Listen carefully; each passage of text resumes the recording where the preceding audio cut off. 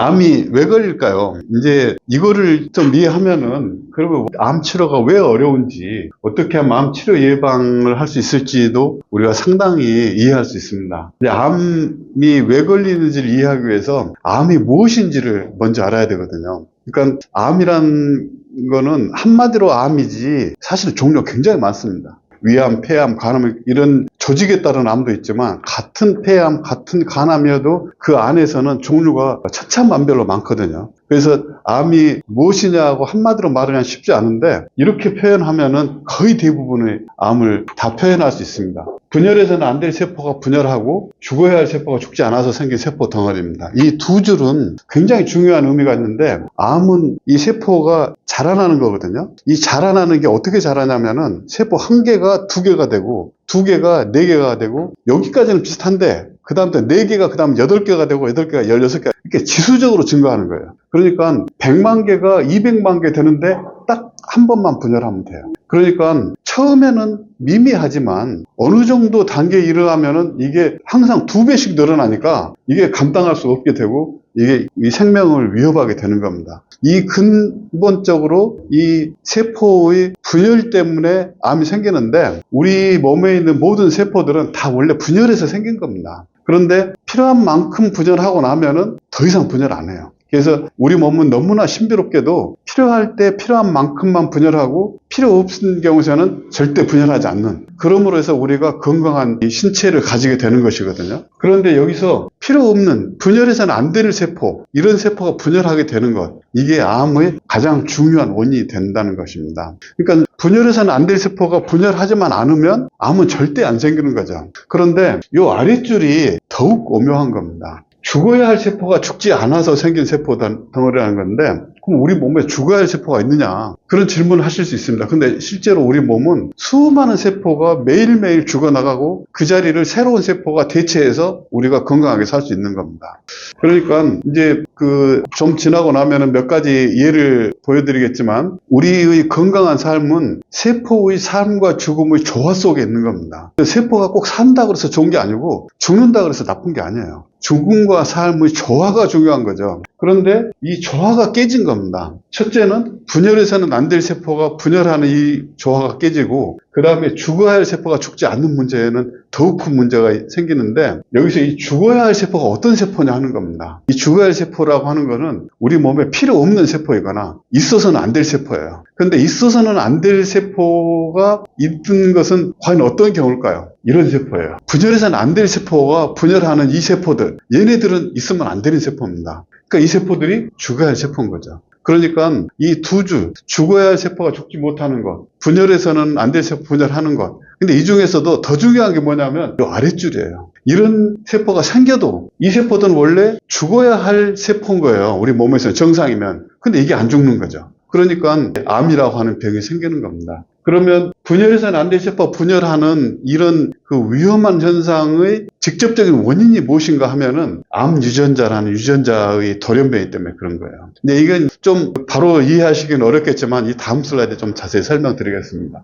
죽어야 할 세포가 원래는 죽게 돼 있는 겁니다. 그런데 이 죽어야 할 세포가 죽게 되는 원리는 어디에 있냐면 암 억제 유전자에 있어요. 근데 이 암 억제 유전자가 제 역할을 못하게 되면은 죽어야 할 세포가 죽지 못하는 거죠. 이 두 가지가 서로 다른 유전자들이 역할을 하는데 중요한 특징이 뭐냐 하면 이 분열해서는 안 될 세포가 분열할 때 관여하는 암 유전자는 돌연변이에 의해서 기능이 너무 올라간 거예요. 그러니까 얘가 일을 너무 많이 해서 생기는 문제고요. 죽어야 할 세포가 죽지 않아서 생기는 경우는 어떤 경우냐면은 일을 해야 될 암 억제 유전자가 일을 못해서 생기는 거예요. 이 두 가지에 대해서 다른 유전자들이 관여하고 있는데 다른 유전자들이 가지는 문제점은 상반되는 겁니다. 이건 너무 많이 일을 하는 거고 이건 너무 적게 일을 하는 거고. 그러니까 암을 치료하려면 어떻게 하면 되냐면 일을 많이 하는 것을 못하게 하는 방법이 있을 수 있고 일을 못하는 것을 잘하게 할 수 있는 방법이 있습니다. 그래서 이제 실제로 현재의 암 치료 전략은 주로 이쪽입니다. 이게 왜 주로 이쪽인가 하면 뭔가 일을 과하게 하는 것을 못하게 하는 것은 비교적 쉽습니다. 그것도 쉽지는 않지만 비교적 쉽습니다.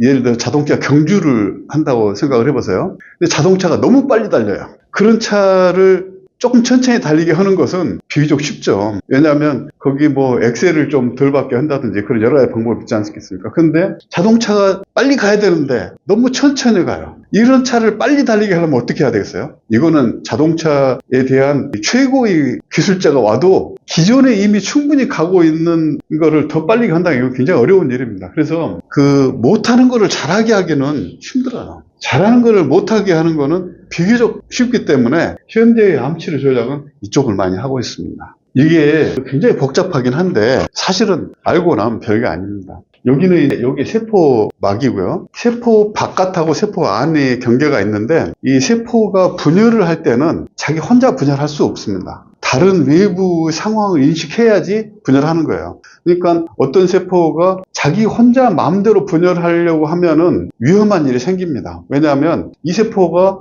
분열할 수 있는 상황인지 없는 상황인지를 그 세포 자체가 판단하기 굉장히 힘들어요. 예를 들면 이게 피부에 상처가 나면은 그 피부 세포가 찢어지지 않습니까? 세포가 죽었어요. 그럼 여기서 이제 그 살아있는 세포가 빨리 분열해서 이 자리를 메꿔야 되겠다고 명령을 주면은 그 주변에 있는 세포가 분열해서 그 자리를 메꾸는 겁니다. 그런데 이런 신호는 어디서 오냐면 바깥에 있는 옆에 있는 세포에서 이 세포 표면을 통해서 이 안으로 들어가서 세포 안에서 그 작용을 일으키는 거죠. 근데 이 안에 세포 핵이 있는데 여기서부터 이 명령이 쭉 전달돼서 여기까지 가서 여기서 판단을 내서 세포 분열을 하게 됩니다. 근데 여기서부터 여기까지 갈 때 이렇게 릴레이를 하게 돼 있습니다. 이 릴레이는 어떤 것 같냐면 옛날에 이제 뭐 텔레비전이나 전화기가 없을 때 전쟁이 나면은 국경 지역에서 그 전쟁 난 신호를 봉화를 올려서 이렇게 보내면은 봉화를 받아서 그 봉화 또 피우고 또 봉화 받아 피우고 이런 식으로 해서 빨리 신호를 전달하는 거죠. 여기서 신호가 들어왔는데 여기서 신호를 받아서 또 아래를 내려보내고 또 아래 이런 릴레이로 전달되는 겁니다.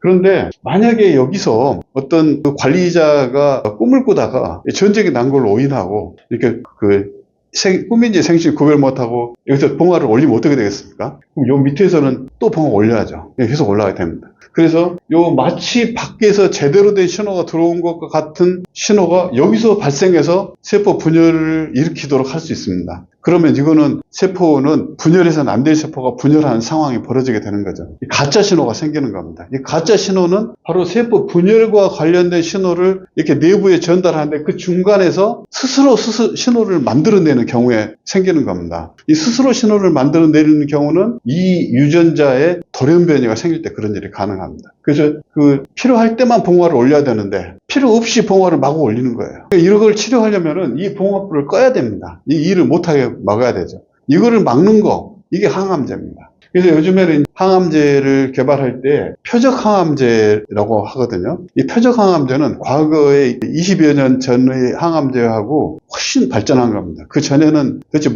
이 약이 어떻게 암을 치료하는지도 모르고 세포 덕이 되는 약을 썼는데 최근에 나오는 이 표적항암제는 바로 이런 것들을 다 찾는 거예요. 돌연변이가 어느 유전자에서 발생했는지를 찾아서 그 유전자가 필요 없이 일을 많이 하고 있기 때문에 그 기능을 억제하는 물질을 개발한 겁니다. 그래서 여기 있는 이 네모 박스에 있는 것들은 다 그 돌연변이 유전자의 기능을 억제하는 겁니다. 얘가 돌연변이 났으면 이걸 쓰는 거예요. 얘가 돌연변이 생겨나면 이걸 쓰는 거고 다 이렇게 정해져 있습니다. 그래서 암으로 진단을 받았을 때 그 암 환자의 유전자를 검사하고 그 돌연변이 된 암 유전자를 찾아서 항암제가 있으면 그 항암제를 쓰는 거죠. 이런 암 환자들은 큰 행운인 겁니다. 근데 이런 암 치료제 표적항암제가 없는 경우들이 많아요. 그러니까 이 암 환자분들 중에 암으로 진단받았어도 치료제가 이미 나와 있습니다 하면은 굉장히 안도하죠. 근데 이제 이 치료제들이 정말 암 환자에게 어떤 도움을 주느냐 하는 것을 보여주는 그래프입니다. 이건 이제 Y축은 프로그레션 프리 서바이벌을 해서 암 치료를 하면은 항암제를 주면은 놀랍게도 이 치료제들을 잘 듣습니다.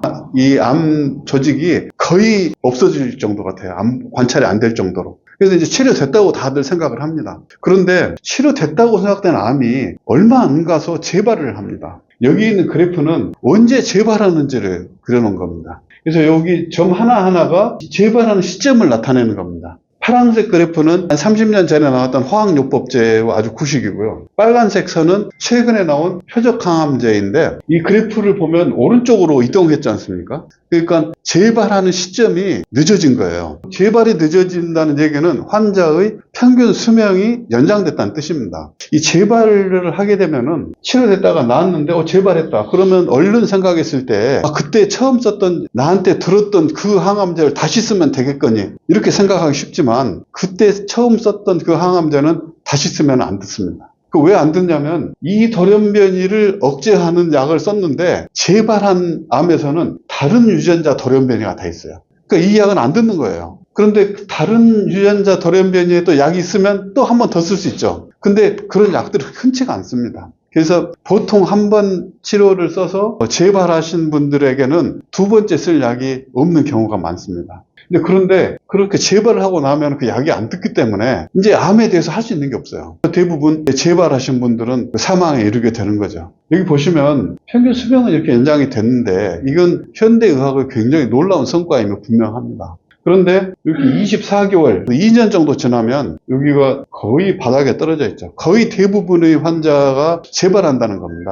이게 현대 암 치료제로 나와 있는 표적 항암제가 가지는 큰 문제점입니다. 이 실험에 사용된 항암제만 이런 게 아니고요. 현재까지 나와 있는 모든 항암제가 예외 없이 다 이런 패턴을 그립니다. 그러니까 이 그래프가 조금 더 이보다 오른쪽으로 갈 수는 있어요. 그러니까 이 평균 수명은 연장되지만 그러나 시간이 가면 결국은 이 그래프는 바닥으로 다 떨어져요. 원래 발병했던 그 암이 다시 나타나게 되고 그 암은 더 이상 치료제가 존재하지 않는 경우가 많고 그러니까 굉장히 위험한 상황이 되죠. 이걸 뭐라고 하냐면 사망 위험이라고 합니다.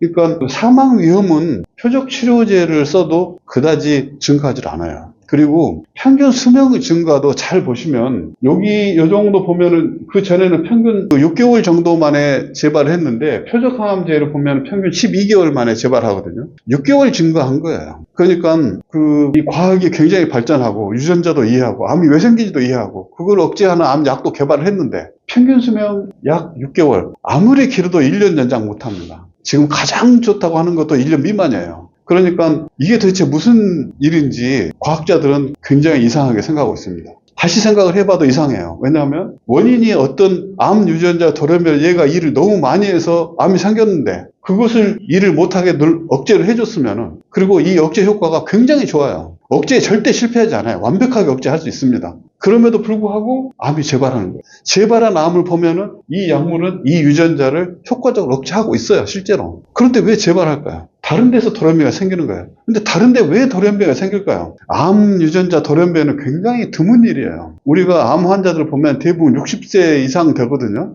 60년간 우리 몸 전체에서 암 유전자 돌연변이가 암을 일으키지 못했다는 얘기예요. 근데 암 환자는 항암제를 쓰고 나서 보면은 얼마 안 가서 1년 내에 재발하는데 재발은 다른 암 유전자 돌연변이가 생긴 거예요. 너무 이상하지 않습니까? 이 확률이 정상세포에서 정상인에게 암 유전자 돌연변이 생기는 것에 수천만 배 더 높은 확률로 이 암 유전자 돌연변이가 암 환자에서 나타나는 거죠. 그러니까 이런 것에 대한 것은 아직 이제 깊이 설명이 안 돼 있는데요. 근데 그거를 이해할 수 있는 근거들은 많이 있습니다. 이건 이제 보겔슈타인 패러다임에서 암 연구 분야 아주 잘 알려져 있는 건데 영문으로 돼서 좀 죄송합니다. 여기 보시면 요 카시노마라고 하는 게 이게 암이에요. 이 앞에 아데노마라고 하는 것은 양성암입니다. 병원에서 진단할 때 암이라고 진단하는 것은 이 이후를 암이라고 합니다. 여기 이제 메타스타시 이런 건 전이가 되고 보통 이 정도 오게 되면은 이제 4기암이 됩니다. 요 앞에 이제 여기가 1기, 2기, 3기로 이렇게 다 갈리거든요. 근데 여기는 암으로 진단하지 않습니다. 양성암이고 이 양성암이 악성암으로 간 데는 상당히 긴 시간이 걸리거든요. 그런데 이 그 암 유전자 돌연변이가 언제 나타나냐 보면 이게 암 유전자 돌연변이에요. 근데 양성암은 여기서 생깁니다.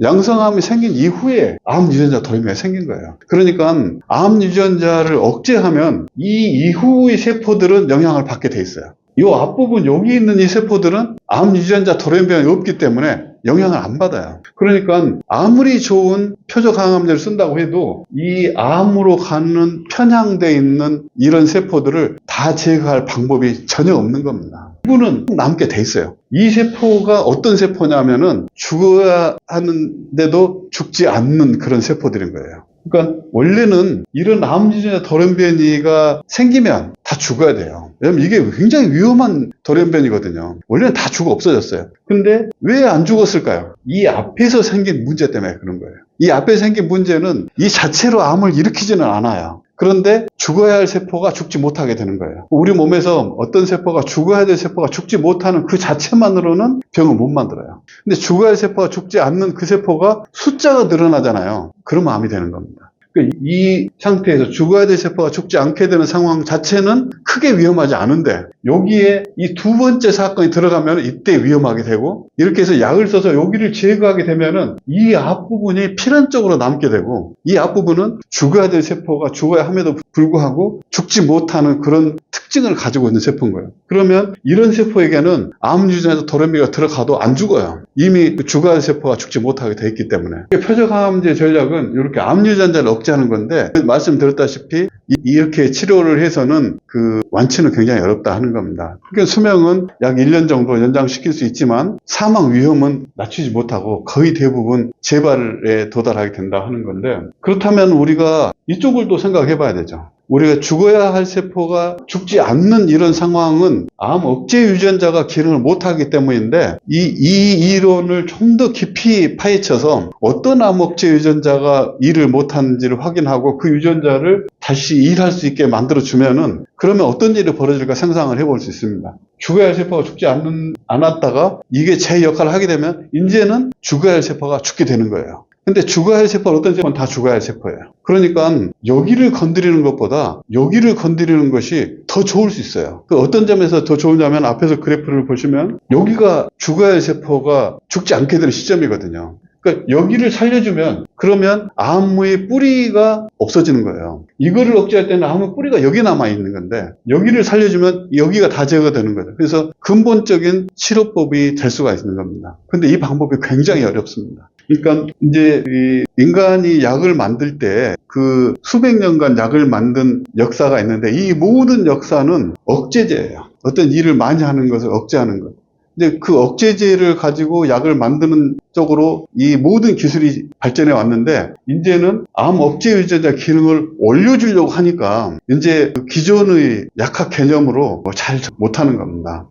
이 삶과 죽음의 조화가 얼마나 중요한가 하는 거를 이제 한 예를 보여드리면 이게 장이에요. 우리 이제 소장, 내장의 소화관인데 이 장은 어떤 특징이 있냐면 이쪽이 지금 음식이 지나가는 겁니다. 그럼 여기서 소화 효소를 분비를 하게 되고 그 다음에 여기서 영양분을 흡수를 해야 됩니다. 그런데 여기서 지나가는 음식이 사실은 굉장히 가혹한 조건이에요. 말하자면은 독성 물질들이 많아요. 그러니까 우리는 음식을 먹으면 소화시켜서 하다 보면 이 과정에서 발생하는 수많은 그 불순물들, 찌꺼기들 막 생기는데 이런 것들이 지금 여기를 지나가는 거예요. 그러니까 여기에 닿는 이 세포들은 그 굉장히 열악한 환경에 있어요. 그 직장이나 대장 생각해보세요. 거기는 지금 대변이 지나가는 곳이에요. 근데 그런 곳에 있는 세포가 여기가 오래 있으면은 얼마나 손상을 많이 받겠어요? 그러니까 거의 독약에 노출되어 있는 생이라고요. 그러니까 얘네들은 수명을 오래 두면 안 돼요. 얘가